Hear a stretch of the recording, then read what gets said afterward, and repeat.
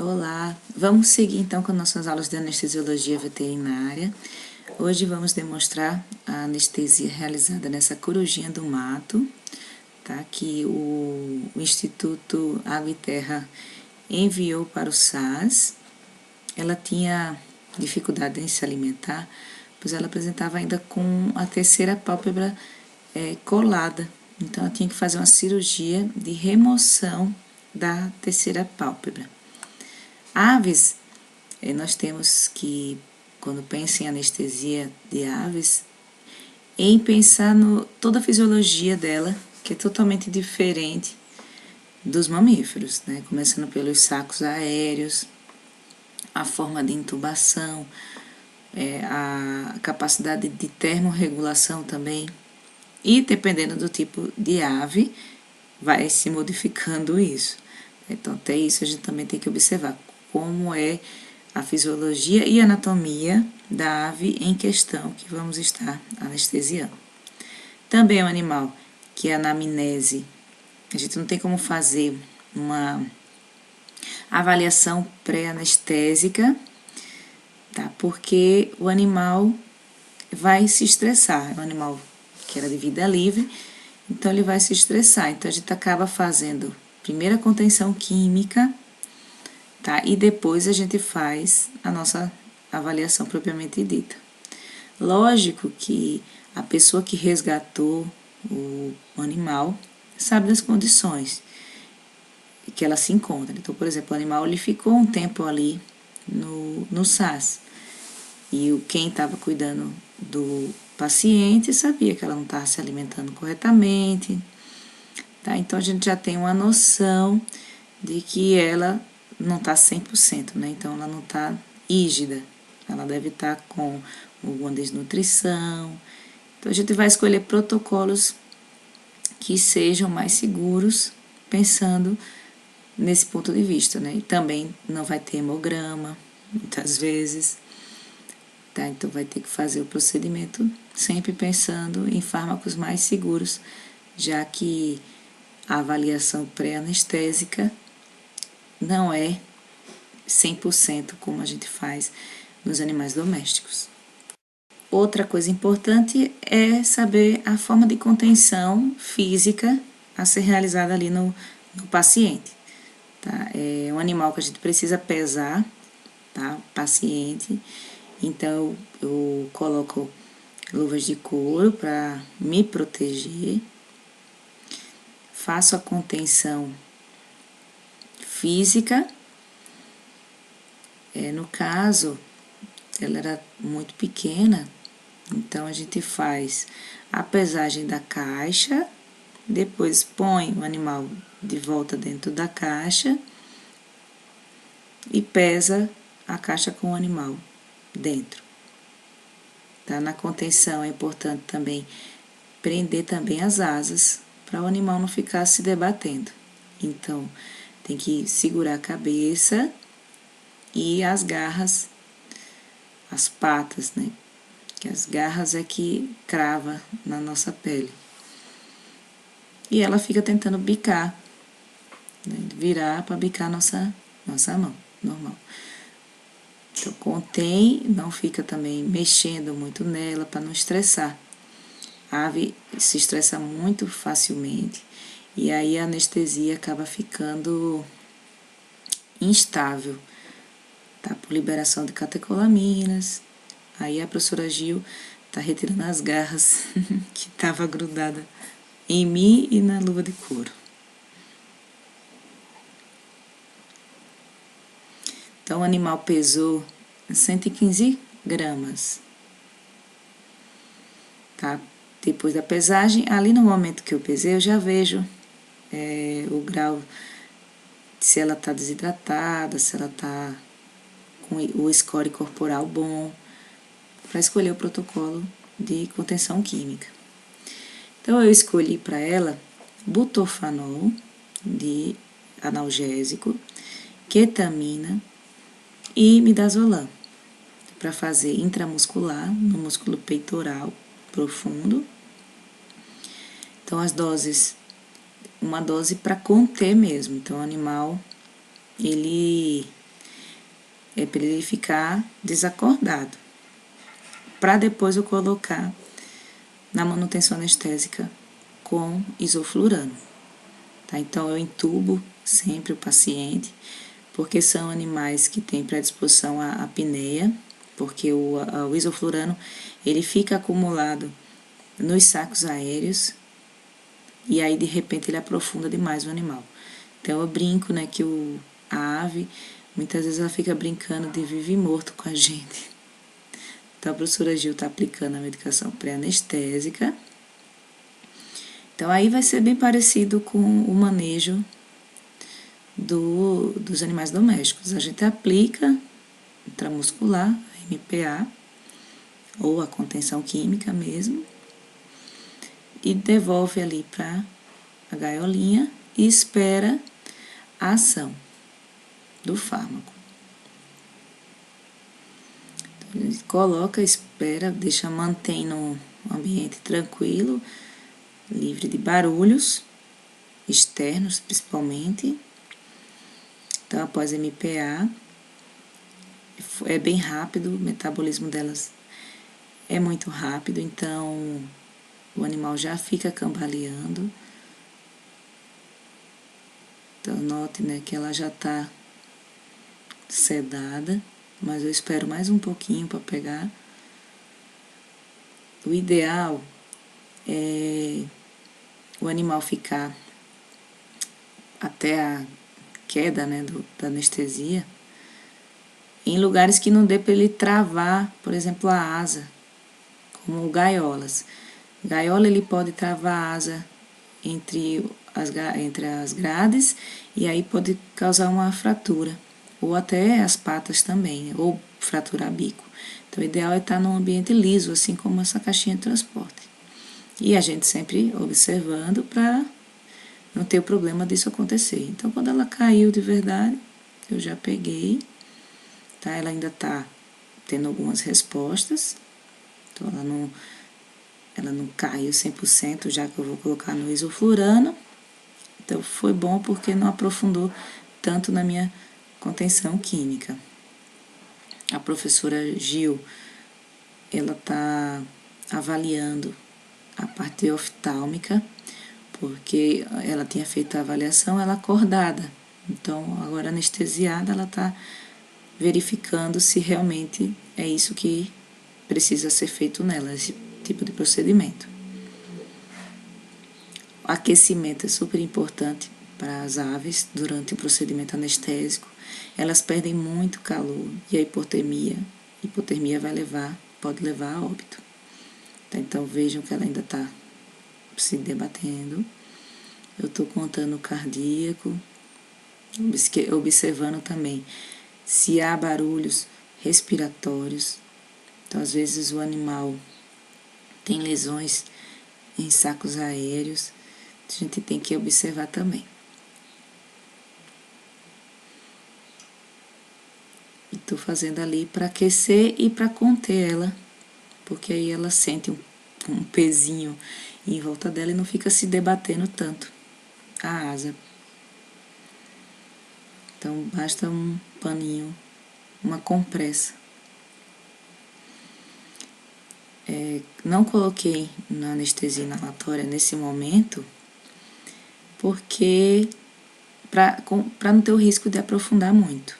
Tá? Então, como não ia começar exatamente naquele momento o procedimento cirúrgico, eu optei em deixar ela um pouquinho ali, até pegar bem a contenção química, e aí colocar um pouquinho na máscara de isoflurano, para depois entubar.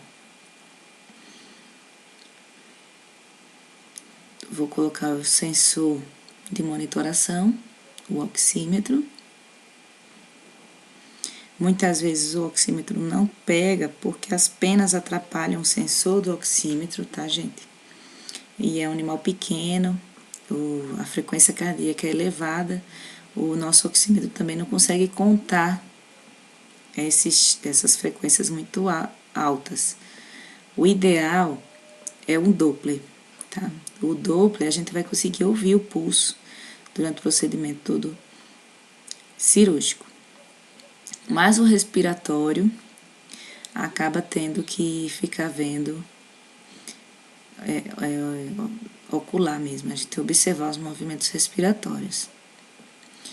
Lógico, existem aparelhos de anestesia inalatória para animais menores de 5 quilos, aparelho próprio. Então, é usado em laboratórios para anestesias em ratos, camundongos, que serve também para aves, porém não é tão facilmente assim encontrado em outros ambientes hospitalares também, tá? Porque é um aparelho bastante caro ainda.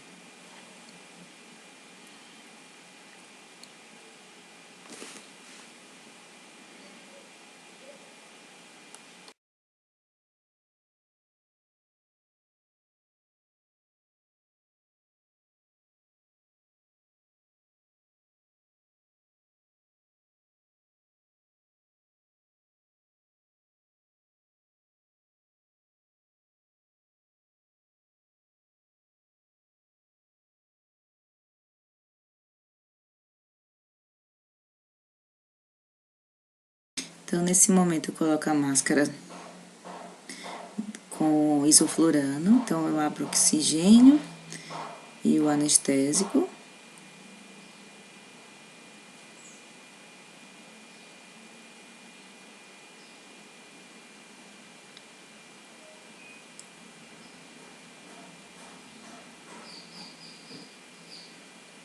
E deixo o animal inalar o anestésico inalatório.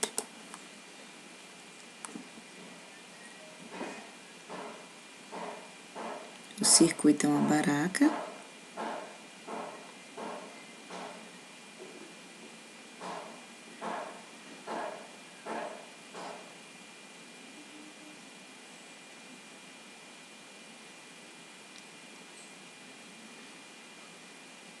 Tá? O animal com a monitoração. E o vaporizador que a gente está utilizando é universal. Então, observem a quantidade de borbulha ali. Tá? Há um anestésico local tópico que eu decidi usar para minimizar a dor durante o procedimento cirúrgico e pós-cirúrgico e também diminuir a quantidade de anestésico inalatório para o paciente. Então, a gente usa uma gota em cada olho, porque foi feita a cirurgia nos 2 olhos.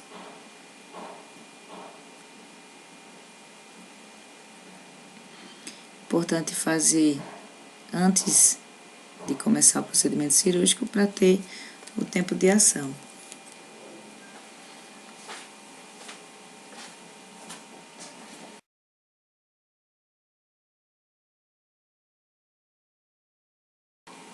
Agora começar com a intubação, tá?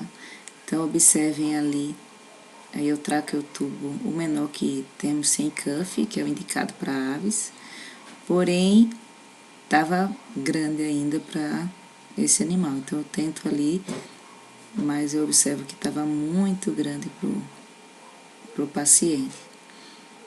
Então, nesses casos que o próprio tracotubo não dá, a gente tem que fazer, infelizmente, adaptações. Então, a adaptação é um catéter 14G, só a parte do catéter mesmo, que é maleável, e a gente faz a intubação traqueal, tá, da ave. Então, daí o circuito anestésico vai estar colocado ali na entrada do catéter. Animal entubado, anestesia já inalatória e com bloqueio local com colírio anestésico tópico. Começa o procedimento cirúrgico em si. Tá? Então, é colocado as bacaus.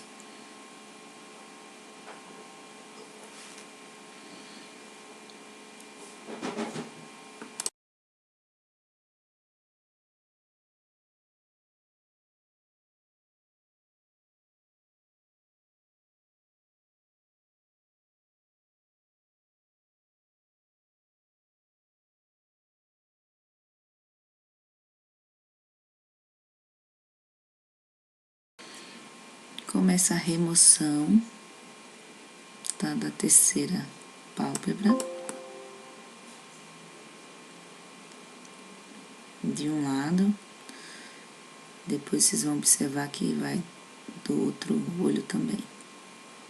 Uma cirurgia um pouquinho invasiva, sem sangramento nenhum. Então, como o animal não estava enxergando direito por conta da terceira pálpebra estar ali atrapalhando a visualização, né, a visão, ela não se alimentava sozinha. Então, a esperança é que retirando a terceira pálpebra, ela pudesse retornar a se alimentar sozinha, sem precisar da ajuda humana, tá? Porque estavam fornecendo o alimento para ela, né, no bico.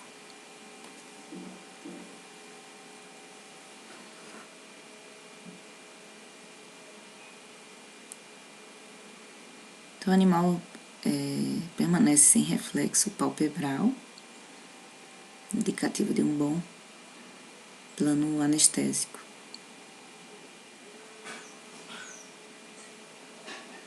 Olha como ficou bem limpinho o olho, né, o olho dela. Pós-cirúrgico, a professora Gil foi observar o fundo do olho para ver se tinha alguma lesão que pudesse indicar que ela ficaria cega, tá? Mas não havia. Então, eu tô filmando aí a recuperação já. Ela tá respirando, ela tá com essa midríase aí, mas ela tá respirando, tá vendo que o movimento respiratório ali, o movimento das penas.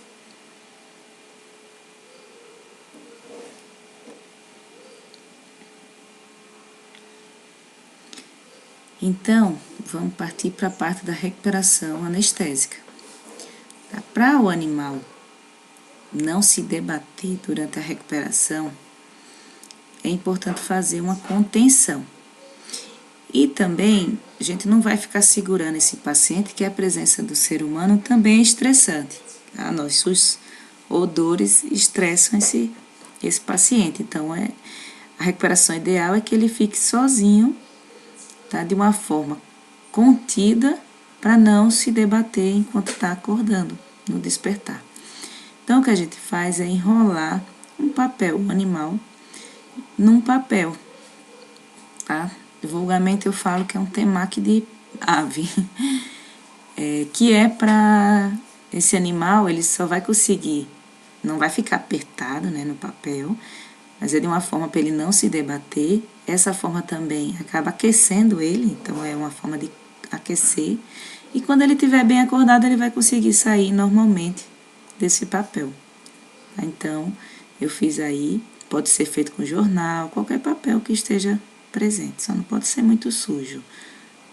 Tá? Então, eu observo se está respirando. Mesmo assim, é bom colocar uma fonte de aquecimento, né, na caixa. Então, eu deixei o tapete higiênico para não ficar diretamente ali o animal no plástico da caixinha de transporte. Aí é colocado nosso paciente. Tá, eu estou observando se está com reflexo. Vocês observem que ele que estava com olhos abertos, agora já está com olhos fechados. É porque ele já está saindo do plano anestésico. Lá o segundo plano, né, que é o anestésico cirúrgico, está indo para o mais superficial. Mas por conta da contenção química realizada na medicação pré-anestésica, esse animal vai demorar mais um pouquinho para despertar, que é o ideal, porque ele não acorda tão agitado com risco de lesões, como eu falei para vocês, né? Asa, bico, tá? Então, é melhor que acorda dessa forma. Tá? Para vocês observarem o nosso paciente enrolado, o bico para frente para não ter risco de lesões, também de ficar sem conseguir respirar. Então, olha que a gente consegue ver que o animal está respirando. Então, o animal, ele recuperou muito bem do procedimento anestésico cirúrgico, tá? Depois de uma semana, a coruja, ela voltou a se alimentar sozinha, que foi uma grande vitória. Tá? E queria finalizar agradecendo, tá, ao IAT, que liberou as imagens para a gente estar publicando aqui nosso vídeo aula. Muito obrigada e até a próxima, turma.